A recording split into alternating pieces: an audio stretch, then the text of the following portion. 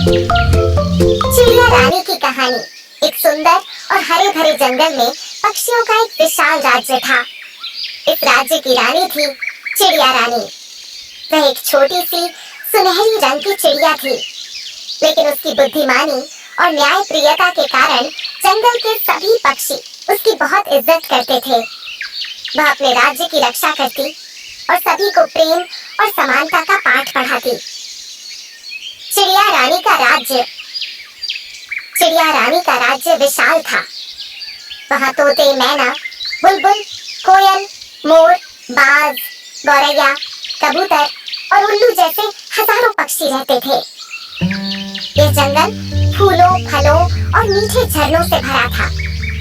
पक्षियों को भोजन और पानी की कोई कमी नहीं थी, इसीलिए वे सुख शांति से रहते थे। रानी चिड़िया रोज सुबह अपने दरबार में आती और पक्षियों की समस्याएं सुनती। यदि किसी को कोई कष्ट होता तो वह तुरंत समाधान निकालती।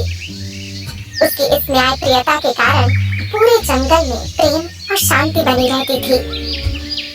रानी की परीक्षा। एक दिन दूर जंगल से एक चालाक और लालची बाज उड़कर आया। वह बड़ा और शक्तिशाली था, लेकिन उसका दिल निर्दयी था। उसने जंगल के सुंदर पक्षियों को देखा और सोचा, यहाँ कितने मासूम और छोटे पक्षी रहते हैं। यदि मैं यहाँ का राजा बन जाऊं, तो इन सब पर शासन कर सकता हूँ। बाज ने चिड़िया रानी के पास जाकर कहा, रानी जी, मैं बहुत शक्तिशाली हूँ। आपके राज्य की सुरक्षा के लिए मुझे राजा बना दीजिए। चिड़िया रानी समझ गई कि यह बात स्वार्थी है और केवल अपने लाभ के लिए राजा बनना चाहता है, लेकिन वह सीधी मना नहीं करना चाहती थी। इसलिए उसने कहा, यदि तुम सच में शक्तिशाली हो और इस जंगल की भलाई चाहते हो, तो मैं तुम्हारी परीक्षा लूंगी। यदि तुम यह परीक्षा पास कर गए, तो मैं तुम्हें राजा बना दूंगी। बाज ने गर्व से सिर ऊंचा किया और बोला, मुझे बताइए क्या करना होगा। चिड़िया साथ रानी ने मुस्कुराकर कहा, तुम्हें 3 परीक्षाएं देनी होंगी। यदि तुम तीनों में सफल हुए, तो मैं तुम्हें राजा बनाने पर विचार करूंगी। बाज ने हामी भर दी। पहली परीक्षा, धैर्य की परीक्षा। रानी चिड़िया ने बाज को एक विशाल वृक्ष के पास ले जाकर कहा, इस पेड़ पर एक घोंसला है, जिसमें एक गौरैया अपने अंडों के साथ रहती है। यदि तुम सच में इस जंगल के राजा बनने योग्य हो, तो तुम्हें बिना किसी लालच के इस घोंसले की रक्षा करनी होगी। बाज सोचने लगा, यह तो बहुत आसान काम है।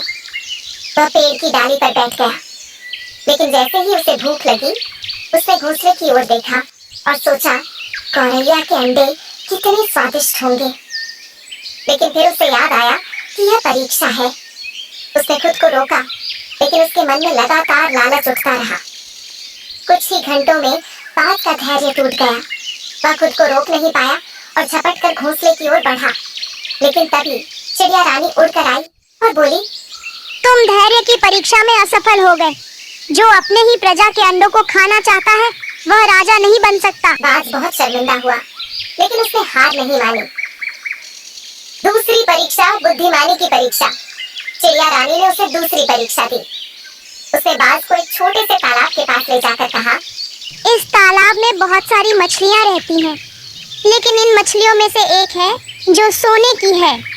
यदि तुम सच में बुद्धिमान हो, तो बिना तालाब को गंदा किए और बिना किसी को नुकसान पहुंचाए मुझे वह सोने की मछली ला कर दो। बाज ने तालाब में झांक कर देखा। वहाँ ढेर सारी मछलियाँ तैर रही थी, लेकिन पानी इतना साफ था कि वह यह नहीं समझ पा रहा था कि कौन सी मछली सोने की है।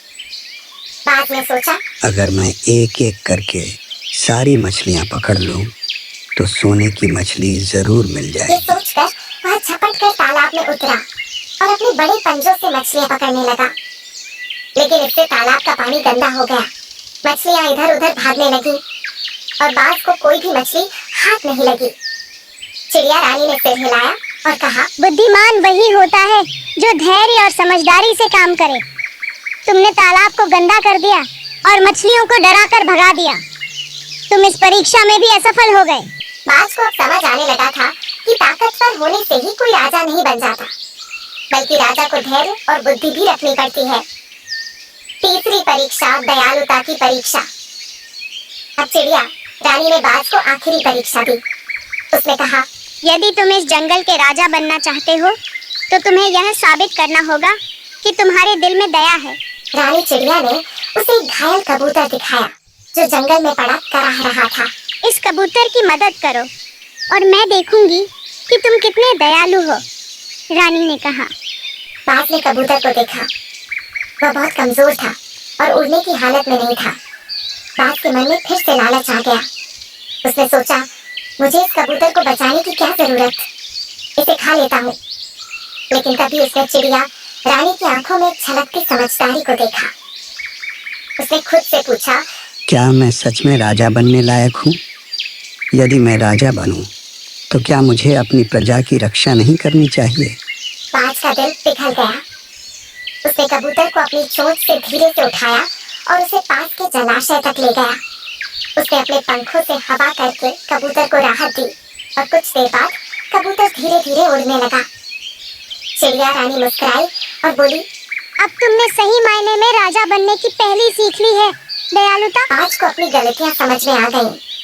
उसने चिड़िया रानी से माफी मांगी और कहा, अब मैं समझ गया कि केवल ताकतवर होने से कोई राजा नहीं बन सकता। सच्चा राजा वही होता है जो अपनी प्रजा की रक्षा करे, धैर्य रखे, बुद्धिमान हो और दयालु हो। चिड़िया रानी ने सिर हिलाया और कहा, तुमने एक अच्छी सीख ली है, लेकिन राजा बनने के लिए केवल सीखना ही नहीं बल्कि उसे निभाना भी जरूरी है। इसके बाद बाज ने जंगल छोड़ दिया और अपने स्वभाव को बदलने की ठानी।